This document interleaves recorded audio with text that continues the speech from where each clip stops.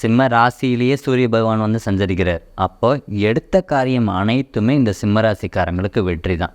எல்லாமே இப்போ இந்த மாதம் வந்து ஜாக்பாட்னு சொல்லிடலாம். அப்போ எந்த ஒரு விஷயம், ஒரு பிஸ்னஸ் ஸ்டார்ட் பண்ணுறீங்கன்னா வெற்றி தான், ஏதோ ஒரு காரியம் எடுக்கிறீங்கன்னா அது வெற்றி தான். அப்போ எல்லாமே உங்களுக்கு சக்ஸஸாக அனுகூலமாக கூடி வரக்கூடிய மாதம் வந்து இந்த ஆவணி மாதம் சிம்ம ராசிக்காரங்களுக்காக இருக்குது. இப்போ இவங்களுக்கு வந்து இந்த தீரா கடன் அடைப்படக்கூடிய வழிகள் பிறக்கக்கூடிய மாதமும் இந்த ஆவணி மாதமாக இருக்குது. அப்புறம் வீட்டில் வந்து ரொம்ப நாளாக வந்து சுபகாரியம் நடக்கவே இல்லை, வீட்டில் வந்து நிறைய பிரச்சனைகள் இருக்குது அப்படின்னா அது எல்லாமே தீரக்கூடிய மாதமாகவும் இந்த ஆவணி மாதமாக இருக்குது. இவங்க கவனமாக இருக்கக்கூடியது என்னென்னா தங்களுடைய ஹெல்த்.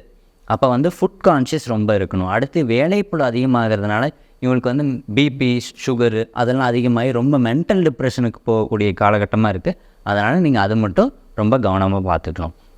இவங்க செய்யக்கூடிய வழிபாடுன்னா ஞாயிற்றுக்கிழமை நவகிரகத்தில் இருக்கக்கூடிய சூரிய பகவானுக்கு ஓர் நார்த்தங்காயை படைத்து அடுத்து 2 மண்ணகளில் நெய் தீபம் ஏற்றி வழிபாடு செய்வது இவங்களுக்கு நல்ல வளமான வாழ்க்கை இந்த வருடம் முழுவதும் பெற்றுத்தரும்.